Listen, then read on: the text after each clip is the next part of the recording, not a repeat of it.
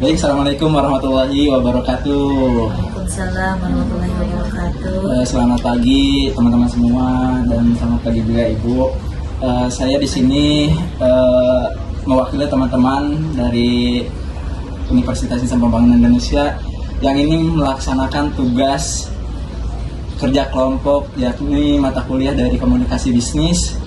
Tentunya saya tidak sendiri, saya di sini ditemani dengan rekan-rekan teman saya. Yang pertama ada siapa? Saya Anfitri Aulia. Saya Priska Regina Putri Noviarani. Saya Sita Trianti. Dan juga kita di sini mempunyai narasumber yang dimana backgroundnya ini dari pendidikan. Selamat pagi teman-teman. Di sini kami sudah bersama dengan Ibu siapa? Ibu Surna. Nah, beliau ini adalah seorang guru, di mana beliau ini mengajar di sekolah dasar. Nah, teman-teman, kami di sini akan melakukan wawancara kepada beliau terkait dengan kasus bully yang saat ini sedang marak terjadi. Nah, di sini saya tidak sendiri. Di sini ada rekan saya. Saya Anfitri Aulia. Dan saya Sita Trianti. Saya Norasikin Junaidi. Dan saya Priska Regina Putri Noviarani. Kita ngobrol santai aja ya Bu ya. Iya. Terkait dengan kasus bully saat ini yang mungkin bisa dikatakan marak nih Bu ya, terutama di sekolah-sekolah dasar. Menurut Ibu, kalau dari ciri-cirinya sendiri Bu, siswa yang mungkin pernah mengalami bully dan tidak pernah mengalami bully kan pasti berbeda ya Bu ya. Kalau menurut Ibu ciri-cirinya apa sih? Ya mungkin dia di kelas merasa cenderung. Jadi kayak kalau sering dibully gimana ya? Kayak takut gitu. Yang lain mah gembira gitu. Kenapa deh? Takutnya sama anak ini diejekin, dinamain ini gitu tuh. Biasanya kalau sekolah dasar tuh begitu. Nah, tapi kan kalau misalkan anak-anak dibullying kayak gitu kan tanpa sepengetahuan guru ya, maksudnya kadang di waktu istirahat, guru kan nggak tahu. Mungkin kalau misalkan kita tahu, kita juga nggak mungkin kan, jangan begitu gitu. Tapi menurut Ibu sendiri, apa sih dampak bully untuk siswa yang jadi korban bully di sekolah yang Ibu ajar? Ya dampaknya nanti siswa kebanyakan nggak mau sekolah akibat dibullying, diejekin sama temennya, terus cemberut di kelasnya, nggak ada senang-senangnya begitu. Berarti itu juga mempengaruhi proses belajar juga. Mempengaruhi banget. Soalnya dia kan merasa apa sih dari pembelajaran di kelas juga, lah saya mah begini tuh, suka begitu tuh. Teman saya mah begini. Jadi kan kalau misalkan ini kita juga, kenapa deh kok yang satu ceria kamu merenggut aja gitu. Iya. Terasa kayak disisihkan dari teman-temannya ya Bu. Terus dengan adanya contoh kasus tersebut, apa langkah Ibu yang akan dilakukan untuk menangani kasus tersebut Bu? Ya kita terutama kita apa sih, konfirmasi sama orang tua, kita libatkan orang tua. Dan kalau misalkan ini kepala sekolahnya juga, ini anak kenapa gitu kan, sama kalau misalkan orang tua tahu kan takut biar nggak ada kesalahpahaman gitu. Iya, betul. Namanya anak-anak kan, nanti anak mah ribut, nanti kalau orang tuanya nggak ini, nanti orang tua yang ribut. Iya, namanya juga anak-anak gitu. Terus ada nggak sih Bu program khusus yang bisa mencegah adanya bully di sekolah dasar ini? Nah, sementara ini sih untuk di SD itu kan nggak ada guru khusus ya. Paling kita tangani sebisa kita, dari misalkan ngomong aja ke anak, misalkan yang ngebullynya siapa. Ada sih di apa sih, anak murid saya juga kayak apa sih, sama kan masuknya bullying kayak malak tuh. Suka ada kan, hai minta uang gitu tuh kan, ada aja. Terus terkait dengan bullying tersebut Ibu, dari pihak sekolah ataupun guru pernah atau tidak melakukan penyuluhan ataupun melakukan himbauan terhadap Kalau anak-anak begitu gitu? sering di saat kita ada acara kayak upacara apa, kita sering mengingatkan ke anak-anak. Pokoknya sering lah di kelas, di luar kelas, di pembelajaran di luar kelas sering. Kalau dari sekolah itu ya kalau misalkan banyak yang dibully aja itu kan kita nggak tahu ya. Iya. Maksudnya kalau penyuluhan atau sering. Bahkan kita juga ada sekarang kan ada ujian AMBK ya, di situ Iya. kan ada tentang bullying. Oh, berarti emang mata pelajarannya juga dibahas ada ya? Mata pelajaran sih untuk SD belum ada. Belum ada. Cuma masih ditangani sama guru aja, kita himbau aja gitu sama anak murid, jangan ada yang beginilah. Tapi kebanyakan di SD itu main ejekan. Kita mau minta tanggapannya Ibu terkait kasus-kasus yang sedang ramai ini, kasus yang dimana anak sekolah SMA yang melakukan pengeboman di suatu sekolah. Pernah mendengar beritanya di Jakarta? Di Jakarta kemarin. Iya, kita mau meminta tanggapannya Ibu. Dari Ibu bagaimana tanggapannya itu dari kasus tersebut? Kok bisa terjadi gitu?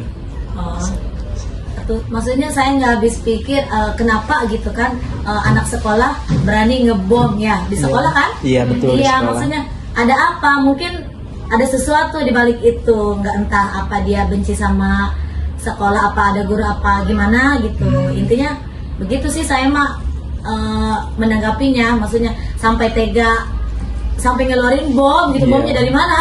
Untuk mayoritas ya, untuk anak-anak kan anak sekolah SD ya, itu ada kelas 1 sampai kelas 6 ya Bu. Nah yang sering terjadi itu, yang riskan itu sering terjadi bullying di kelas berapa Ibu? Itu sering jadi kelas tinggi 654. Oh. Apalagi kadang di kelas 6 itu kan maksudnya dia udah mulai balik ya, udah Iya, mulai dewasa. dewasa. Jadi kayak dia kalau misalkan kayak bercanda mah pukul-pukulan, tonjok-tonjokan tuh kan nanti Iya. kalau misalkan ada apa-apa kan itu udah termasuk bullying. Iya, betul. Berarti senioritas itu mempengaruhi. Iya, terus kan kayak palak-palakan juga dari kelas 6 ke kelas 5 minta uang jajan dong, itu kan sama kan bullying gitu. Ada aja namanya anak sekolah, apalagi SD.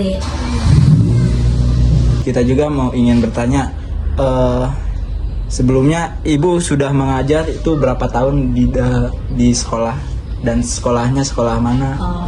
Saya mengajar udah 18 tahun. 18 tahun, Masya Allah. SDI Dalailul Khairah. Berarti bukan negeri berarti, swasta? Iya, SDIT. SDIT. Itu untuk pengajaran, metode pengajarannya selama 18 tahun pernah tidak ada kasus orang tua anaknya terkena bullying terus si ibunya ini malah lapor ke polisi menyalahkan gurunya? Selama ini sih namanya di kampung nggak ada yang Iya. berani ke polisi ya. Cuma kalau misalkan untuk datang ke sekolah itu ya sering. Kadang ada yang laporan kan, sekarang udah pada punya WA group. Karena kan orang tua sekarang udah pada ini Iya, ya. pada punya gadget jadi semua. Kadang telepon gurunya, Bu, anak saya ini dicoret-coret, ini kenapa? Itu kapan kejadiannya? Kalau di dalam kelas kan ada yang membimbing guru. Jadi kan guru nggak tahu. Pas gitu, saya kemarin pernah ngajar di kelas 3 itu. Pas pulang sekolah itu ada laporan orang tua telepon saya, kenapa baju anak-anaknya dicoret-coret di belakang kan? Kata saya, ini waktu kapan? Katanya waktu nulis kan saya ada di depan terus nggak pernah keluar kan, kita standby. Kita desak aja anaknya. Katanya biasa bercanda-bercanda, nggak mungkin kan? Yang si korban itu nggak bercanda sama anak itu, betul. iya pasti bercanda Ada semua interaksi. gitu, iya. Itu terjadinya di kelas berapa itu? Di kelas 3. Kelas 3. Soalnya saya kebetulan ngajar kelas 3. Oh, ngajar kelas 3. Kalau untuk tindak lanjut dari laporan wali murid yang terkena bullying, yang anaknya terkena Iya. bullying di sekolah, itu gimana cara menangani lebih lanjut? Iya, paling kita konfirmasi sama orang tua, iya Bu, nanti anak misalkan yang ngejailin si A siapa gitu, nanti kita panggil. Kalau misalkan anak itu udah ngaku, ya minta maaf ya, jangan diulangi gitu. Nanti kalau misalkan itu kita konfirmasi lagi sama orang tua yang laporan tuh. Tapi kadang ada orang tua yang masih belum nerima aja. Saya mah nggak mau Bu, anak saya gini kan. Ya kita terus aja. Maksudnya dikasih masukan, dikasih ini sama anaknya juga, jangan sampai terjadi lagi seperti itu.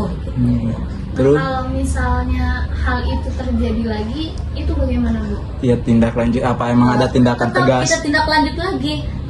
Gimana caranya supaya tidak terjadi seperti itu lagi. Terus orang tuanya juga, kadang saya si korban sama ini dipanggil semua gitu. Tapi kalau misalkan untuk memarahi anak itu nggak boleh di depan teman-teman, kita panggil aja, karena itu kan bisa merusak mental anak. Iya, Ya. betul. Terus terkait ekstrakurikuler ada nggak Bu di sekolah yang Ibu ajar ini, ekstrakurikuler yang dimana ekstrakurikulernya ini mendidik karakter para adik-adik yang bersekolahnya ini untuk terhindar dari adanya bullying. Contoh ekstrakurikuler, contoh pramuka atau Pramuka apa? ada. Terus kita juga ekstrakurikulernya ada seni, ada marawis, qasidah.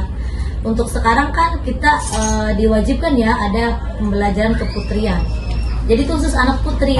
Anak putri. Nanti kita seminggu sekali itu diwajibkan sama dinas pendidikan, kita laporan terus. Oh, Ada keputrian sekarang, jadi khusus anak putri. Misalkan pembelajaran apa, cara menyapu. Jadi nanti di rumahnya dia terbiasa cara menyetrika. Ada sekarang tahun ini nih. oh berarti Ada, tahun iya. ini emang baru mulai. Iya, dari kita, dari himbauan dari dinas pendidikannya juga harus ada ini seperti ini. Kalau misalkan dulu mah mungkin di SMP namanya tata boga ya, masak, Oh, itu iya, masuk benar. ke keputrian. Oh, Apa ya? Kayak mainan, misalkan mainan tembak-tembakan, itu juga kan masuk ke bullying. Iya, Oh. misalkan kalau misalkan tembak-tembakan kan bisa kena luka, itu kan sama. oh iya. Itu secara fisik. Berarti emang kan di sekolah kan dilarang bawa mainan ya Ibu ya? Iya, biasa, iya, emang dilarang di sekolah, cuma kan kadang ada aja yang nyolong pedagang. Oh iya. Anak-anak kan beli ke pedagang. Ada Betul. yang beli kayak tembakan, kayak apa sih? Kartu gambaran ya biasanya. Terus pokoknya kemarin tuh saya nemuin banyak ya, kayak semacam tembakan dari karet, cuma kayaknya membahayakan. Oh, dari Saya kayu sita bukan? semua. Iya, dari kayu tuh yang pedang. Iya, iya. Pedang-pedangan itu kan ada yang jual sama kita Dewan Guru sampai banyak, satunya berapa? 10.000 coba anak SD. Kita banyak dapat. Jadi kan mereka bercanda kali Iya, ya bercanda di sebelum kelas. masuk pelajaran Iya. gitu. Cuma kan kita itu takutnya ada yang kena fisik, kena mata, kenapa itu kan bahaya. Sama kan masuknya bullying. Betul. Oh ini Ibu, saya mau nanya, kan sekolah yang diajar Ibu ini SDI ya, ya Sekolah Dasar Islam. Nah biasanya itu ada atau enggak pendidikan agama yang ditekankan terhadap para adik-adik ini dalam apa ya? Di luar KBM. Iya, di ya. luar KBM biasanya ada penambahan. Iya. Kalau di saya sih pembiasaan setiap hari ya. Sebelum kita melaksanakan KBM, kita apa sih pembinaan Iqra dan Al-Qur'an. Habis itu kita sholat duha berjamaah. Nah, udah sholat duha, kita baru KBM. Setelah KBM berlangsung, kita nggak boleh pulang dulu, kita melaksanakan sholat duhur berjamaah. Berarti pernah atau tidak diadakannya apa ya, kayak tugas di rumah itu, contohnya meminta maaf kepada orang tuanya. Nah, Sering kita, pokoknya kalau tentang Islamiyah banyak. Kita juga ada penambahan tahfidz. Iya, tahfidz. Alhamdulillah tahun kemarin kelas 1 sudah hafal Yasin. Masya Allah. Itu emang diwajibkan atau emang Kalau tahfidz kita kan yang juz 30 ya, juz amma. Jadi sementara ini kita nggak mewajibkan, cuma anak-anak yang udah Yang lancar berkompeten baca ya, Bu, yang Al-Qur'annya punya. gitu, yang udah tahu huruf, yang mau ikut tahfidz gitu. Yang tahfidz itu nggak semua. ya semua. Terus di situ juga nanti kita ada dilombakan juga, kayak kemarin hari santri. Oh iya. Ya, kita lombakan juga dari situ, tahfidz, kaligrafi, lomba azan gitu. Berarti anak-anak yang emang berkompeten, mempunyai Iya. peluang itu dengan diadakannya suatu lomba, mereka juga bersemangat buat belajar. Semangat. Terus apalagi yang udah mendapatkan prestasi, dia kan lebih giat lagi gitu. Nah Ibu kayaknya udah banyak wawasan yang udah Ibu berikan ke kami tentang kasus bullying ini. Nah buat ibu, ada nggak pesan-pesan buat teman-teman semua yang lagi nonton ini, terutama untuk adik-adik yang masih sekolah atau juga teman-teman mahasiswa kampus itu juga pasti kan pernah merasakan bully juga ya Bu ya. Iya. Apa pesan-pesan yang mau Ibu sampaikan? Pesan yang saya sampaikan buat kakak-kakak mahasiswa, terutama untuk pelajar lah, apalagi tingkat SD apalagi sampai tingkat SMP sampai perkuliahan ya. Pokoknya stop bullying ya. Saya pesankan jangan ada bullying. Apalagi untuk anak SMA sampai tawuran ya. Jangan sampai, apalagi kakak mahasiswa nih biasanya demo nih ya.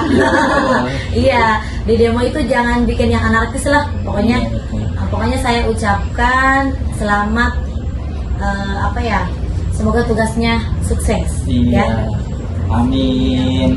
Karena tugas wawancara ini memenuhi untuk tugas dari mata kuliah komunikasi bisnis yang diampu oleh Ibu Sri ya, Ibu Sri. Mungkin sampai di situ saja wawancara kita pada kali ini. Saya ucapkan terima kasih. Saya Nur Asikin Junaidi. Saya Anfitri Aulia. Saya Priska Regina Putri Noviarani. Saya Sita Klienti. Dan ada rekan kita satu lagi, Indah Mailita. Dan kami ucapkan sekali lagi terima kasih kepada Ibu selaku narasumber kami dalam melaksanakan wawancara. Mungkin Ibu boleh perkenalan buat terakhir nama, mungkin dari teman-teman takut ada yang nanya dari mana gitu, nama daerahnya ini masuk nama daerah mana? Backgroundnya. Ditanya apa saya kenalan dulu? Kenalan boleh. Sekarang penutup kita. Kenalkan, nama saya Suna SPDI ya. Tempat tanggal lahir saya Tangerang. Tanggalnya disebutin nggak? Jangan, tahunnya aja. Tangerang, tahunnya 1988 ya. Iya. Udah tua juga ya. Tapi nggak kelihatannya nggak kelihatan. 1988 saya bekerja di tugas saya di SDI Dalam Ilmu Kecamatan Jayanti, Kabupaten Tangerang. Kabupaten Tangerang. Untuk menampung sarjana, kalau boleh tahu kita Ibu lulusan dari mana? Saya tahun berapa? Saya lulusan tahun 2011 itu di Universitas Sekolah Tinggi Ilmu Tarbiyah Muslim Asia Afrika.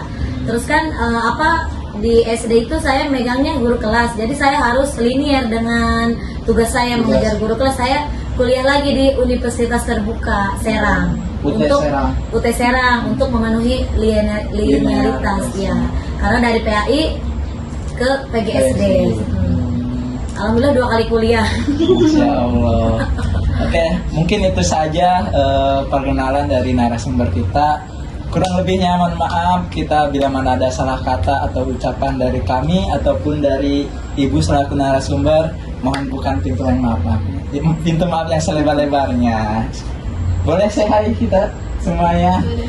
Terima kasih, bye-bye.